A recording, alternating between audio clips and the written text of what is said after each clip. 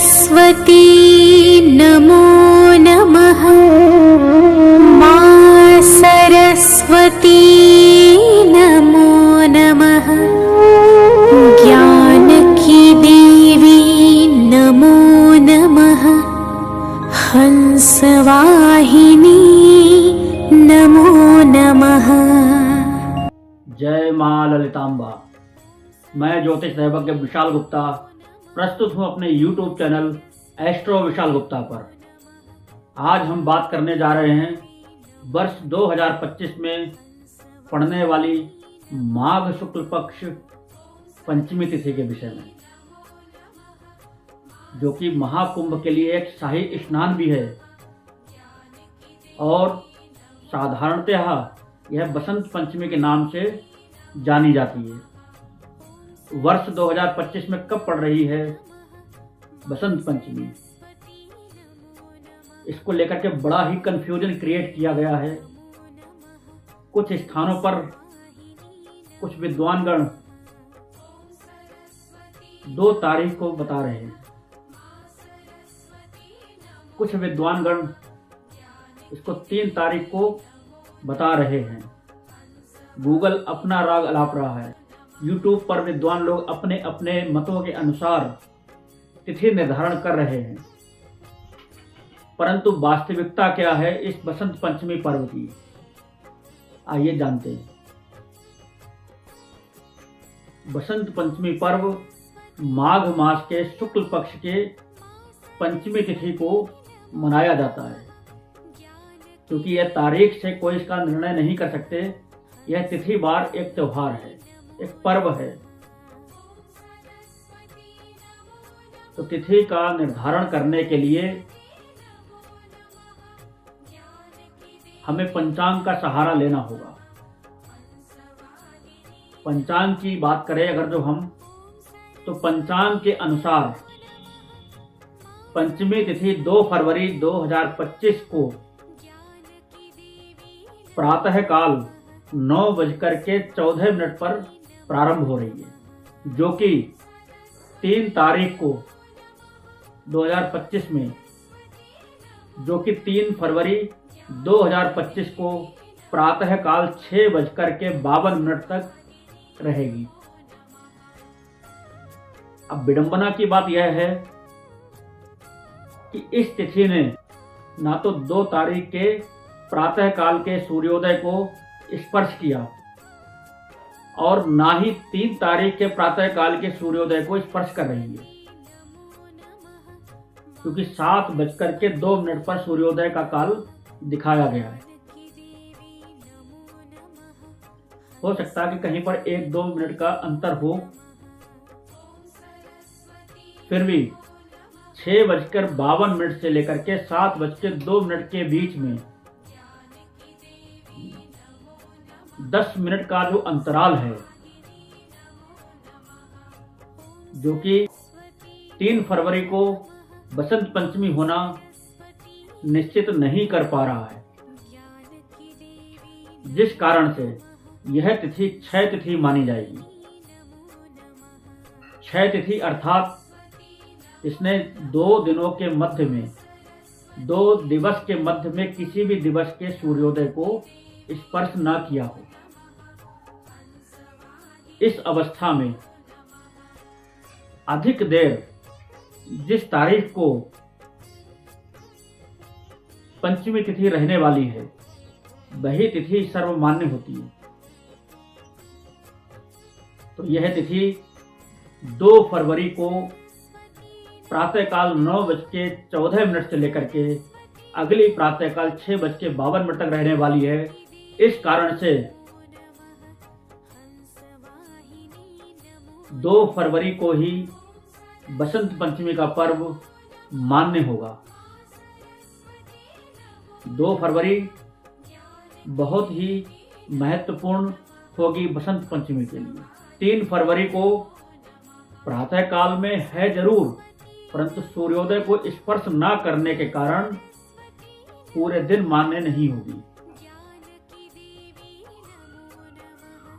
इसलिए 2 तारीख का निर्धारण किया जा रहा है बसंत पंचमी के लिए।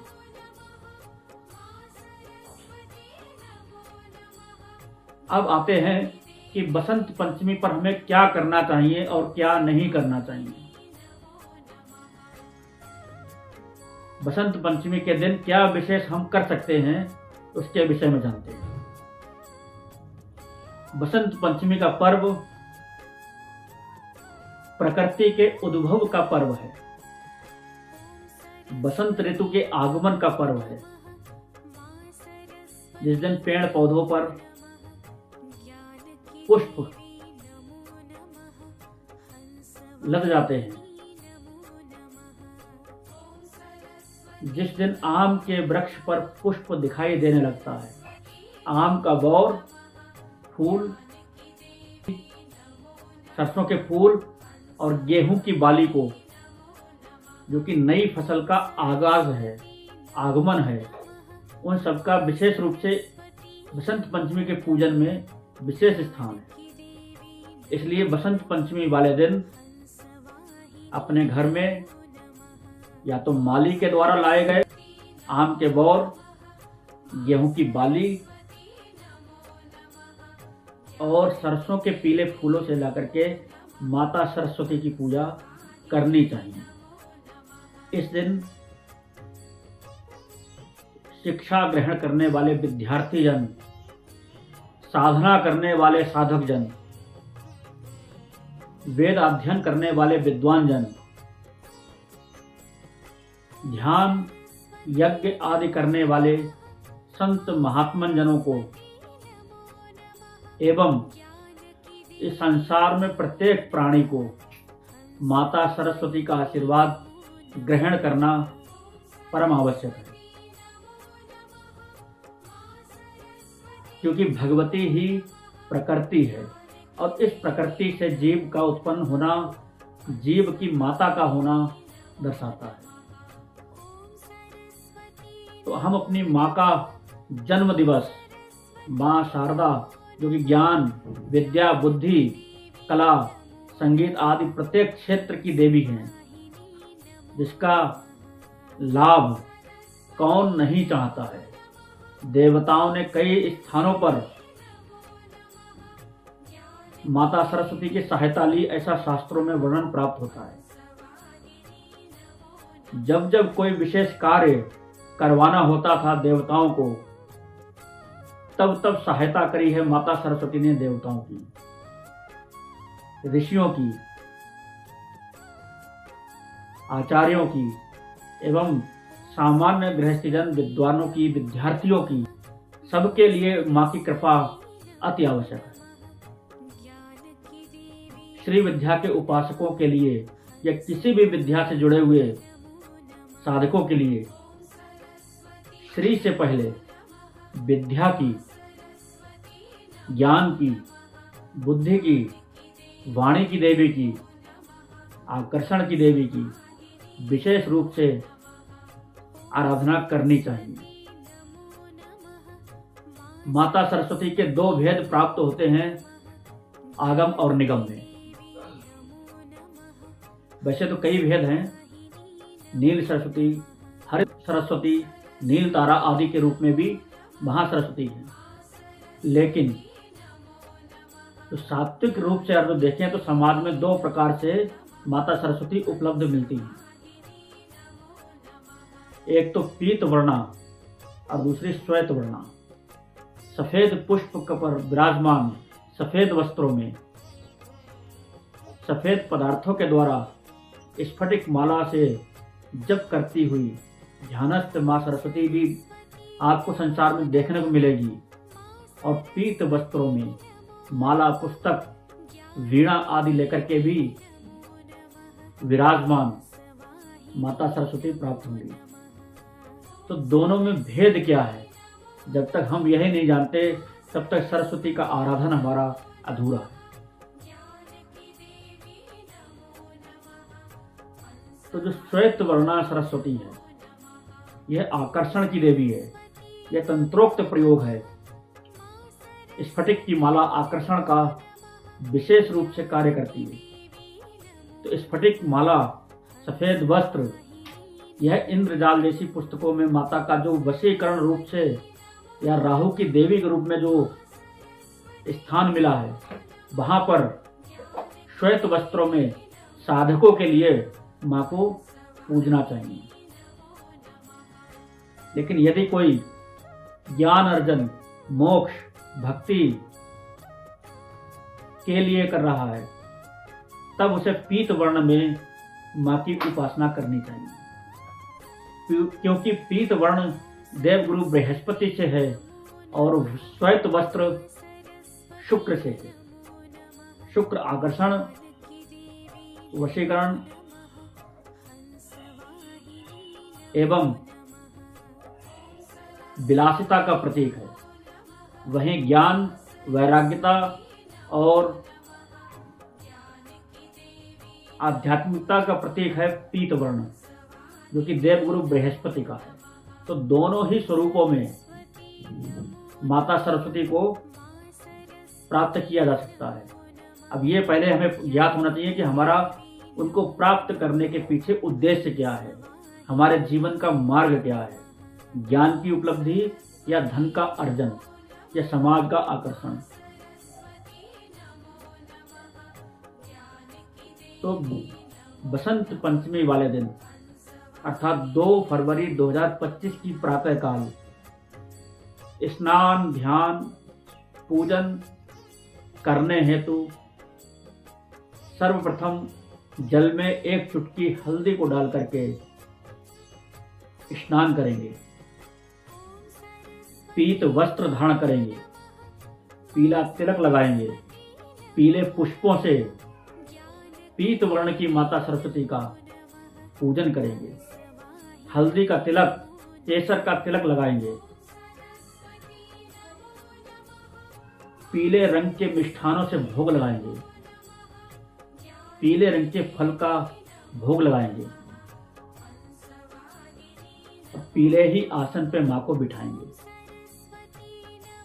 यदि संभव हो तो हल्दी की माला से और नहीं तो स्फटिक की माला से भी भगवती का ध्यान, मंत्र जप करेंगे। वैसे तो शास्त्रों में बहुत सारे माता सरस्वती के मंत्र वर्णित मिलते हैं। जिन बच्चों की शिक्षा में अवरोध आ रहे हों, जिन बच्चों का पढ़ाई में मन नहीं लगता हो, जिन बच्चों के लिए विशेष अपने कैरियर को प्राप्त करना हो, उनके लिए विशेष रूप से माता सरस्वती की उपासना अवश्य करनी चाहिए। यदि कोई बालक घर के अंदर ऐसा है जो कम बोलता हो या बोलने में कोई अवरोध हो रहा हो, तब इस दिन पीली वाली जो सींक आती है, जो झाड़ू पीली वाली जो करवा चौथ पर प्रयोग की जाती है, गोवर्धन पर जो प्रयोग की जाती है, उस झाड़ू की एक सिरकी को लेकर के, एक सींक को लेकर के, जो कि सुनहरी सींक बोली जाती है, 8 अंगुल की एक सींक ले लेंगे। अब शहद में डुबो करके अथवा माल कांगनी के रस में डुबो करके बालक के जीवा पर ऐम बीज मंत्र को लिख देंगे। चाहे वह विद्यार्थी हो, साधक हो या कोई मंत्र जप करता हो, इससे उसकी वाक शक्ति जागृत हो उठेगी, वाक सिद्धि भी प्राप्त हो सकती है, वाणी के दोष भी समाप्त होंगे, वाणी में दिव्यता, ओज और तेज की वृद्धि होगी, उसके शब्दों की सार्थकता झलकना प्रारंभ हो जाएगी। बाकी यदि कोई ऐसे बालक जो शिक्षा में कमजोर हैं, लगभग 8 से 10 साल के हैं, जो मंत्रों को शुद्ध उच्चारित कर सकते हैं, तो उनके लिए एक मंत्र है, ओम ऐं ह्रीं श्रीं क्लीं महा सरस्वती नमः। इस मंत्र का ध्यान, जाप अधिक से अधिक बसंत पंचमी वाले दिन पीत वस्त्र धारण करके, पीले आसन पर बैठ करके उत्तराभिमुख होकर के, उत्तर दिशा की ओर मुख करके जाप करें।